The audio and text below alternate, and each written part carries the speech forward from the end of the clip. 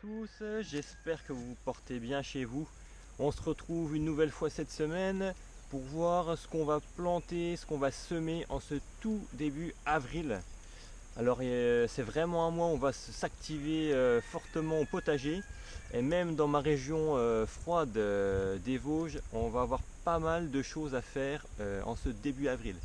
Donc on va voir qu'est-ce qu'on va semer à nouveau, qu'est-ce qu'on va pouvoir planter directement au potager.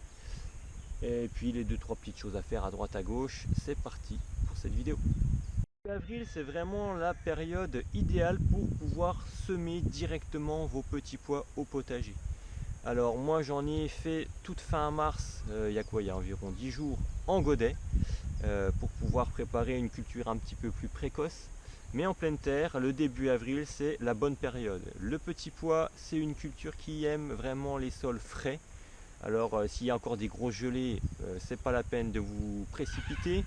Mais si les matinées sont aux alentours des 3-4 degrés, c'est largement bon. Alors pour ce faire, j'utilise un outil que vous connaissez maintenant si vous me suivez. On va donc bien ameublir la terre en profondeur. Alors il n'y a pas besoin d'aller hyper profond parce que le petit pois il a des racines très puissantes. On va ensuite faire un sillon d'à peu près 10 cm de large. Il y en a qui les plantent sur un rang avec une graine tous les, je sais pas, tous les 2-3 cm. Moi je préfère les semer beaucoup plus denses sur 10 cm de large. D'autant plus que, comme vous pouvez le voir, j'ai certaines graines qui sont percées par des charançons. Alors ça c'est ma faute, c'est un oubli de ma part. Au moment de récupérer mes graines, je les ai fait sécher, mais je ne les ai pas laissées au congélateur pendant 4-5 jours pour tuer les éventuels charançons qui pourraient être logés à l'intérieur. Et du coup, ils se sont développés tout l'hiver et ils m'ont grignoté, je dirais, un bon 20% de mes semences. Du coup, j'y vais, je sème encore plus dense que je ne l'aurais fait à l'accoutumée. Et puis on verra bien. Donc du coup, sur un seul rang, dans un axe nord-sud, on va pouvoir avoir des petits pois à la fois à droite du rang et à la fois à gauche. Alors si on fait plusieurs rangs de petits pois et dans une autre orientation, on va pas pouvoir semer aussi dense parce qu'ils vont se faire de l'ombre les uns les autres et du coup il y aura moins de petits pois sur le rang. Donc choisissez bien un axe nord-sud si vous voulez faire comme ceci, et puis là vous pourrez vraiment densifier votre rang. Sinon, si vous êtes dans un axe est-ouest ou une autre orientation et que vous voulez faire plusieurs rangs, vous planterez vos graines tous les 1 à 3 cm et puis vous ferez vos plusieurs rangs comme ça. Alors la petite astuce qu'on peut faire, j'avoue que je ne l'ai même pas faite, pour faciliter la germination, on peut laisser tremper nos petits pois dans une coupelle d'eau pendant 1 à 2 heures, ce qui va faciliter la germination de la graine. Après, avec un bon arrosage, on va arriver à avoir le même type de résultat. Alors deuxième astuce sur le petit pois, je vous conseille de faire des semis échelonnés si vous voulez en avoir beaucoup. Parce que sinon au moment de la récolte, vous allez vraiment être dans le jus, parce qu'une fois que ça donne, il y a beaucoup de travail manuel à réaliser. Alors je vous conseille de les semer une fois par semaine. Vous faites un bon rang toutes les semaines.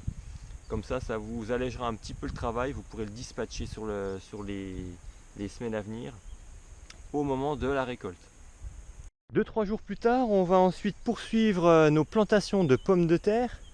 Donc on est bien sûr là sur de la pomme de terre primeur, pomme de terre Jeannette. Alors pour ça, on va utiliser le même outil que précédemment, la grelinette. Donc on va du coup planter de façon assez traditionnelle. On ameublit la terre, on va faire un sillon, on va ensuite installer nos pommes de terre en rang, tous les 30 cm à peu près, à 10 cm de profondeur. Alors je ne plante pas mes pommes de terre toutes de la même façon. Là on est donc sur des pommes de terre primeur. Je les plante de façon traditionnelle pour la simple et bonne raison, c'est qu'ici je suis à peu près sûr que je vais encore avoir des gelées au mois de mai, au moment où mes plants seront sortis. Et donc c'est beaucoup plus facile vu que j'ai des voiles qui font 1 mètre de large sur 10 mètres de long, pour moi c'est beaucoup plus facile de les protéger en cas de gelée que si je les plante un petit peu en grosse zone assez large, sous gazon, sous paille, sous tout ce qu'on veut. Donc voilà, les premières pommes de terre, plantes en rang, tout simplement pour pouvoir les protéger plus facilement du froid. Alors une fois qu'on a bien ameubli la terre, on a pu enlever 2-3 adventices comme le chien à dents qui ne sont pas forcément ceux qu'on désire. Après les 2-3 autres qui restent, c'est pas un problème hein, avec la culture de la pomme de terre. C'est pas 2-3 adventices qui vont empêcher de pousser les pommes de terre. Et ben on va donc faire notre sillon. Donc avec un râteau, un butoir, tout ce qu'on, peu importe ce que vous avez sous la main. Hein. Moi j'ai pas de butoir, je prends un râteau. D'environ 10 cm de profondeur, hein, ça suffit largement. Et puis une fois le sillon réalisé, je vais placer donc mes pommes de terre tous les 30 cm. Donc là c'est la variété, comme je vous l'ai dit, Jeannette, c'est une variété primeur qui va être donc bonne à consommer d'ici 80 à 90 jours. Donc là on est le 4 avril, donc il faut être voilà, aux alentours du mai, juin, juillet, voilà, tout début juillet ça devrait être assez bien pour pouvoir prendre les premières pommes de terre primeur. Alors j'ai déjà fait un rang aux alentours du 20 mars, ce qui me permettra de pouvoir déjà en consommer, on va dire à partir de la mi-juin à peu près. Alors on a fait notre sillon, on a placé nos pommes de terre, on va pouvoir reboucher le rang tranquillement. On essaye de ne pas trop bousculer les pommes de terre, on essaye qu'elles gardent les germes la tête vers le haut, ce sera plus facile pour elles de se développer. Et puis voilà, on referme le rang. On n'oublie pas de marquer le nom de la variété. Moi je mets juste aussi la date de plantation, question de me rappeler quand est-ce que je l'ai fait pour savoir quand est-ce que je peux tout simplement récolter les premières. Nos semis de melon, alors variété melon de Lunéville. Donc c'est vraiment une variété du coin celle-ci. J'y ai mis 3 pots avec mes propres semences, hein, semences que j'ai faites donc l'année dernière à partir de graines qu'on m'avait données, qui avaient vraiment fait des fruits excellents. Et là on m'en a renvoyé apparemment sur un fruit qui était un petit peu plus gros. Donc j'ai mis 3 pieds des miens plus 3 pieds qu'on m'a envoyé. Je vais faire une deuxième salve dans à peu près une semaine 15 jours. Question d'avoir des récoltes échelonnées. Parce que si on sème tout en même temps, bah, l'inconvénient c'est qu'on va avoir des fruits qui seront à maturité tous en même temps. Et on va avoir du mal à tous les consommer. On va également semer nos concombres. Ils sont un petit peu plus longs, melons et concombres sont un petit peu plus longs à être prêts pour le potager par rapport aux courges ou aux courgettes.